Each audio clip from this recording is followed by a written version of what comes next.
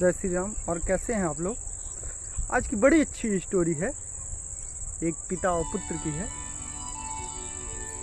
एक इंसान जिंदगी भर सीखता है, एक इंसान जिंदगी भर सीखता है और जिस चीज़ में जुड़ा रहता है वो अच्छे से अच्छे करने की कोशिश करता है। एक पिता रहता है जो बहुत अच्छा चित्रकार रहता है। अब बुढ़ापा आ गया था, उसने सोचा, उसने अपने पिता से सीखी थी कि पेंटिंग कैसे करना है, चित्रकारी पिता से सीखी थी, तो उसने सोचा क्यों ना अपने बच्चे को सिखाया जाए। पिता ने 500 रुपये तक की पेंटिंग बेची थी। अपने जीवन काल में 500 तक की पेंटिंग बेची थी चित्रकारी करके। तो उसने अपने बच्चे को बुलाया और सिखाया कि बेटा ऐसे पेंटिंग करी जाती है। बेटे ने भी प्रयास किया, एक आध महीना सीखा और उसने पहली पेंटिंग बनाई और जाके मार्केट में बेच के आया। 100 रुपये की आया, बेच के आया। पिताजी बड़े खुश हुए, लेकिन बच्चा नाराज था, बच्चा बड़ा दुखी था। मात्र 100 रुपये में हमारी पेंटिंग बिची। तो फिर पिता से बोलता है, आपने कुछ तो चीज़ अभी छुपाई है, पूरा नहीं सिखाया जैसे सिखाया जाता है।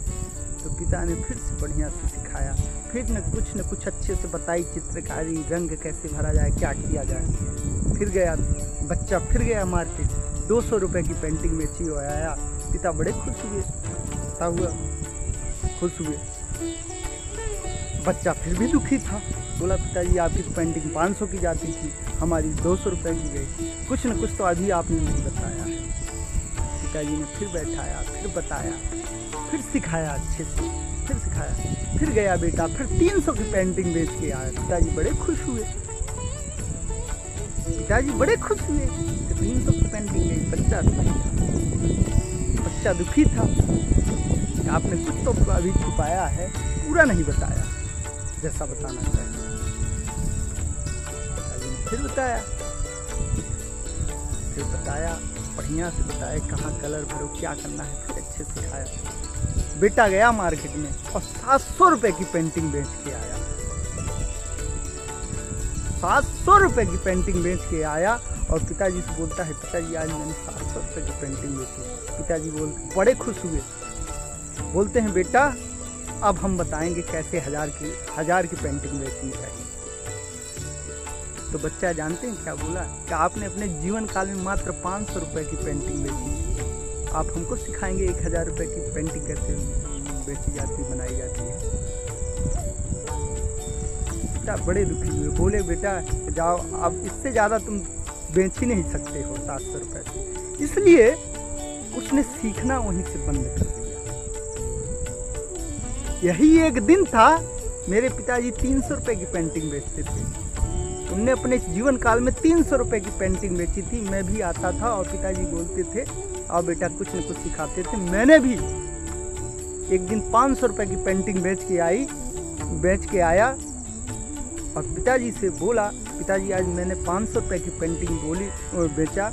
तो पिताजी बोलते हैं अब हम बताएंगे बेटा कैसे 1000 रुपये की पेंटिंग बेची जाती है। तो मैंने भी अपने पिताजी से बोला था कि आपने तो अपने जीवन काल में 300 रुपये की पेंटिंग बेची है, उससे ज़्यादा तो कभी नहीं बेची, आप मुझे क्या सिखाएंगे।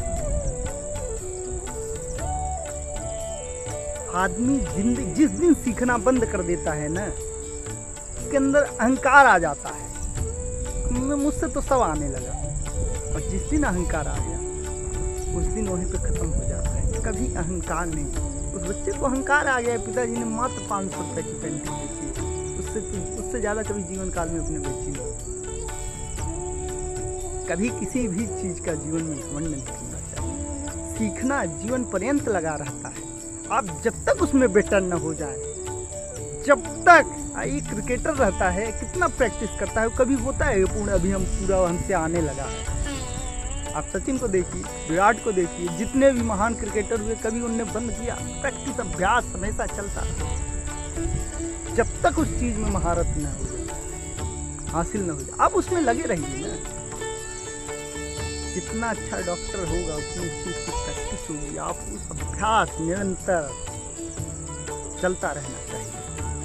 अगर अच्छी लगी वो कहानी तो लाइक करिए, कमेंट करिए और शेयर करिए, और अगर सब्सक्राइब न किया हो तो सब्सक्राइब करिए।